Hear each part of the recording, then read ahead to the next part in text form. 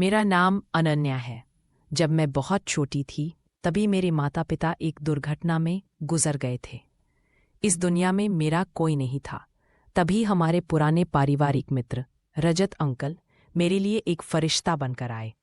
उन्होंने मुझे अपनाया और शिमला में अपने बड़े से घर में ले आए। उन्होंने मुझे अपनी बेटी की तरह पाला पोसा। जब मैं बड़ी हुई तो मैं उनके घर के कामों में उनकी मदद करने लगी। उनका घर बहुत बड़ा और सुंदर था, लेकिन उसमें वह अकेले ही रहते थे। मैंने कभी उनसे यह पूछने की हिम्मत नहीं की कि उनका परिवार कहाँ है। उन्होंने मुझ पर इतना बड़ा उपकार किया था और हमेशा मेरा बहुत ख्याल रखा। वे मुझे कपड़े, पैसे और हर ज़रूरी चीज़ देते थे। इस घर में मेरे अलावा एक रसोइया और एक माली भी थे और मुझे कभी किसी चीज़ की कमी महसूस नहीं हुई। उस घर में सबसे ऊपरी मंजिल पर एक पुराना कमरा था जिसे सब अटारी कहते थे। उस कमरे में किसी को भी जाने की इजाज़त नहीं थी। अंकल ने मुझसे ख़ास तौर पर कहा था कि मैं उस कमरे की तरफ कभी ना जाऊं। मैं अक्सर सोचती थी कि उस अटारी में ऐसा क्या रहस्य है जो अंकल ने मुझे वहां जाने से मना किया है। एक बार मैंने उनसे ऊपर की मंजिल की सफाई करने की इजाज़त मांगी तो उन्होंने कहा, ठीक है, तुम ऊपर की सफाई कर लो, लेकिन अटारी की तरफ बिल्कुल मत जाना। मैंने उनसे कभी नहीं पूछा कि आखिर वे मुझे उस कमरे में जाने से क्यों रोक रहे हैं। मैं यह बात समझती थी कि उन्होंने मुझ पर बहुत बड़ा एहसान किया था और उन्हें मुझ पर बहुत भरोसा था। मैं उनका यह भरोसा तोड़ना नहीं चाहती थी। इस घर में मुझे हर तरह की आज़ादी थी। मैं अपनी मर्जी से कुछ भी कर सकती थी। मैंने अंकल को कई बार ऊपरी मंजिल से आते हुए देखा था। शायद वे उसी कमरे में जाते थे। कुछ दिनों बाद अंकल को किसी काम से दिल्ली जाना पड़ा। उन्होंने मुझे अपने पास बुलाया और पूरे घर की चाबियों का गुच्छा देते हुए कहा, अनन्या, घर का अच्छे से ध्यान रखना है, और हाँ, जब तक मैं वापस ना आऊं ऊपर वाली मंजिल पर सफाई के लिए भी मत जाना। चूंकि अंकल मुझे बचपन से जानते थे, इसलिए उन्हें मुझ पर पूरा भरोसा था। मैंने उनसे कहा, आप चिंता न करें, मैं सब कुछ अच्छे से संभाल लूंगी। अब मैं घर में अकेली थी। अंकल के जाने के बाद मेरे मन में बार बार यह ख्याल आ रहा था कि आखिर उस अटारी में ऐसा क्या है। मेरे पास पूरे घर की चाबियां थीं, जिसमें उस अटारी के दरवाजे की चाबी भी शामिल थी। मैंने सोचा कि शायद वहां अंकल की कुछ पुरानी यादें हों जिन्हें वे किसी के साथ बांटना नहीं चाहते। हो सकता है कि वहां उनका कोई कीमती सामान हो। लेकिन फिर मैं यह सोचकर खुद को रोक लेती थी कि अगर अंकल को मेरी इस हरकत का पता चल गया तो उन्हें बहुत दुख होगा। वे तो मुझे इस घर से निकाल भी सकते हैं और उनके अलावा मेरा कोई सहारा नहीं था। इस विचार से मैं डर जाती थी। अंकल के जाने के एक हफ्ते बाद मैं सोच रही थी कि क्यों न आज ऊपर की मंजिल की सफाई कर लूं। इससे मेरा समय भी कट जाएगा। जब मैं ऊपर सफाई करने गई तो मेरी नज़र फिर से उस बंद दरवाजे पर पड़ी। इस बार मैं खुद को रोक नहीं पाई। मैंने बिना देर किए चाबी उठाई और कांपते हाथों से अटारी का ताला खोला। मैंने डरते डरते कमरे में कुछ कदम आगे बढ़ाए। जो कुछ मैंने वहां देखा उसे देखकर मेरे पैरों तले जमीन खिसक गई। अब मुझे कभी भी यह अंदाजा नहीं था कि उस कमरे में ऐसा कुछ हो सकता है। मैं जल्दी से दरवाज़ा बंद करके भागते हुए नीचे आ गई। मेरा दिल जोर जोर से धड़क रहा था और मेरा पूरा शरीर कांप रहा था। मुझे यकीन ही नहीं हो रहा था कि कमरे में ऐसा कुछ होगा। मैं हमेशा यही सोचती थी कि वहां अंकल की कुछ पुरानी यादें होंगी, लेकिन जो मैंने वहां देखा वह तो मेरी कल्पना से भी परे था। मैं घर में अकेली थी और कुछ देर तक सोफे पर बैठकर यह समझने की कोशिश करती रही कि आखिर मैंने क्या देखा। कुछ समय बाद मैंने खुद को थोड़ा संभाला, पानी पिया और यह सोचने लगी कि अब मुझे अंकल के बारे में पूरी सच्चाई जाननी चाहिए। आखिर वे कौन है और उनका अतीत क्या है। मैंने मन ही मन ठान लिया कि अंकल के कमरे में जाकर वहां कुछ ऐसा ढूंढने की कोशिश करूंगी जो इस रहस्य से पर्दा उठा सके। मैं धीरे धीरे उनके कमरे में गई और हर चीज की तलाशी लेने लगी। सौभाग्य से उनकी किसी भी दराज में ताला नहीं लगा था, शायद इसलिए क्योंकि अंकल को मुझ पर अटूट विश्वास था। आज मैंने उनका भरोसा तोड़ दिया था। और मुझे इसका अफसोस भी था। फिर भी मैं यह जानने के लिए बेचैन थी कि जो मैंने ऊपर देखा उसका असली मतलब क्या है। तलाशी के दौरान मुझे उनकी अलमारी में एक पुराना संदूक मिला। उसमें कुछ पुरानी तस्वीरें और एक डायरी थी। मैंने वह डायरी खोली और पढ़ना शुरू किया। जैसे जैसे मैं डायरी पढ़ती गई मेरी हालत और खराब हो गई। अब तक मैं अंकल को बहुत रहमदिल और अच्छा इंसान मानती थी, लेकिन डायरी में लिखी बातों ने मुझे यह सोचने पर मजबूर कर दिया कि शायद वे वैसे नहीं हैं जैसा मैंने समझा था। डायरी में सब कुछ साफ साफ नहीं लिखा था, लेकिन कुछ बातें थीं जो मुझे थोड़ा थोड़ा समझ में आ रही थी। साथ ही कुछ पुरानी तस्वीरें भी मिली।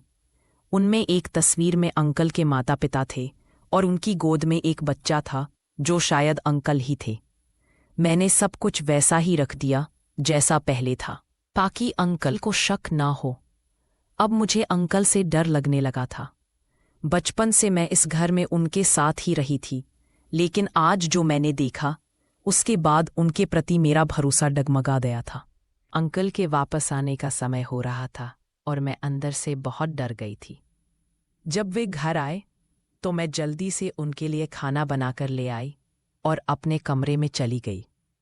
रात में मैं अपने कमरे में आराम करने की कोशिश कर रही थी, तभी मेरा फ़ोन बजा। डरते हुए जब मैंने फ़ोन उठाया तो अंकल की आवाज़ सुनाई दी। उन्होंने मुझे अपने कमरे में बुलाया। यह सुनकर मेरा दिल डूबने लगा। मुझे लगा कि शायद अंकल को सब पता चल गया है, लेकिन जब उन्होंने कहा, शिमला में सर्दी बहुत बढ़ गई है, मेरे लिए एक कप कॉफ़ी बना दो, तो मुझे राहत मिली। मैंने जल्दी से कॉफ़ी बनाई और उनके कमरे में भिजवा दी। थोड़ी देर बाद अंकल ने मुझे फिर से अपने कमरे में बुलाया और अपने पास बैठाकर पूछा, क्या तुमने मेरे जाने के बाद मेरे कमरे की तलाशी ली थी? उनकी बात सुनकर मेरे होश उड़ गए। मैं चुपचाप सिर झुकाकर बैठी रही। अंकल फिर से बोले, आखिर ऐसा क्या चाहिए था तुम्हें, जो तुमने मेरी गैर मौजूदगी में यहाँ तलाशी ली? क्या मैंने तुम्हारा ध्यान रखने में कोई कमी छोड़ी थी? अंकल बहुत आराम से बात कर रहे थे, लेकिन मुझे उनका जवाब देते नहीं बन रहा था। उन्होंने आगे कहा, तुम्हें लगा कि मुझे पता नहीं चलेगा? जैसे ही मैंने अपने कमरे में कदम रखा, मुझे समझ आ गया कि किसी ने यहाँ तलाशी ली है। मैंने सोचा, मैंने तो सब कुछ ठीक से रखा था, फिर अंकल को कैसे पता चला? फिर अंकल ने बताया, मैं अपना सारा सामान बहुत करीने से रखता हूं। मुझे किसी भी चीज का इधर उधर होना बिल्कुल पसंद नहीं है। वे लगातार मुझसे सवाल कर रहे थे और आखिरकार मुझसे सच नहीं छिपाया गया। मैंने उन्हें सब कुछ बता दिया कि कैसे मैंने अटारी का दरवाज़ा खोला और जो देखा उससे डरकर सच्चाई जानने के लिए उनके कमरे की तलाशी ली। मेरी बातें सुनने के बाद अंकल ने गुस्से के बजाय मुस्कुराकर मुझे देखा और कहा, मुझे खुशी है कि तुम्हें सही और गलत का फर्क पता है। अगर तुम्हें सच जानना था तो तुम मुझसे सीधे पूछ सकती थी। खैर, अब मैं तुम्हें सारा सच बताता हूं। अंकल ने बोलना शुरू किया, जब मैं सिर्फ 8 साल का था तब मेरे पिताजी का निधन हो गया। हमारे पड़ोस में एक व्यक्ति थे जिन्होंने मेरे पिताजी के जाने के बाद हमारा बहुत ख्याल रखा। उन्होंने मेरी माँ से शादी का प्रस्ताव रखा और मेरी माँ ने यह सोचकर उनकी बात मान ली कि वह मेरा ख्याल रखेंगे और मेरे पिता का कारोबार भी संभाल लेंगे। शादी के बाद वे सच में मेरा बहुत ख्याल रखते थे, लेकिन यह खुशी ज़्यादा समय तक नहीं टिक पाई। शादी के 1 साल बाद ही मेरी माँ की एक लंबी बीमारी के बाद मृत्यु हो गई।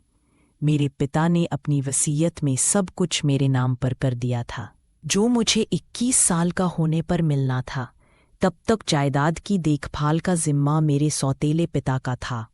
माँ के देहांत के बाद ही उनका बर्ताव बदलने लगा। उन्होंने मेरा स्कूल बंद करवा दिया और मुझे एक कमरे में बंद करके रखते। खाने पीने के लिए भी बहुत कम देते थे। उन्होंने सारे वफादार नौकरों को निकालकर अपने जैसे लालची लोगों को रख लिया। एक दिन जब मैंने भागने की कोशिश की, वो उन्होंने मुझे रस्सियों से बांध कर रखा। एक दिन नशे में उन्होंने मुझे बताया कि मेरी माँ की मौत स्वाभाविक नहीं थी, बल्कि उन्होंने ही माँ को धीरे धीरे जहर दिया था ताकि वे सारी संपत्ति हड़प सके।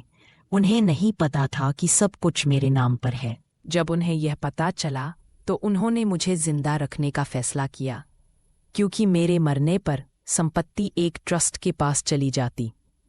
वे मुझे मानसिक रूप से कमज़ोर करना चाहते थे। कई साल तक मैंने ऐसा ही जीवन बिताया। एक दिन एक नया नौकर मुझे खाना देने आया। मैंने उसे अपनी कहानी बताई और उसे मेरे हालात पर बहुत तरस आया। उसने मेरी मदद करने का वादा किया। एक दिन जब मेरे सौतेले पिता शहर से बाहर गए हुए थे, उस नौकर की मदद से मैं वहां से भागने में सफल हो गया। वह मुझे अपने गांव ले गया। जब मैं 21 साल का हुआ तो अपने पिता के वकील से मिला। उन्होंने संपत्ति वापस पाने में मेरी मदद की। जब मेरे सौतेले पिता को यह पता चला तो उन्होंने माफ़ी मांगने का नाटक किया। मैंने सबके सामने उन्हें माफ़ कर दिया और अपने घर लौट आया, परंतु मेरे दिल से उनके प्रति नफ़रत खत्म नहीं हुई थी। मेरे पास उनके बुरे कामों का कोई ठोस सबूत नहीं था। इसलिए मैंने फैसला किया कि मैं उन्हें उनकी गलतियों का एहसास कराऊंगा। मैंने उन्हें उसी अटारी में बंद कर दिया ताकि वे अपनी गलतियों पर विचार कर सकें, ठीक वैसे ही जैसे उन्होंने मुझे बचपन में कैद रखा था। दोस्तों, मुझे उम्मीद है कि आपको मेरी यह कहानी पसंद आई होगी। अगर कहानी अच्छी लगी हो तो वीडियो को लाइक करें, चैनल को सब्सक्राइब करें और नोटिफिकेशन बेल दबाएं ताकि अगली कहानी का अपडेट सबसे पहले आपको मिले।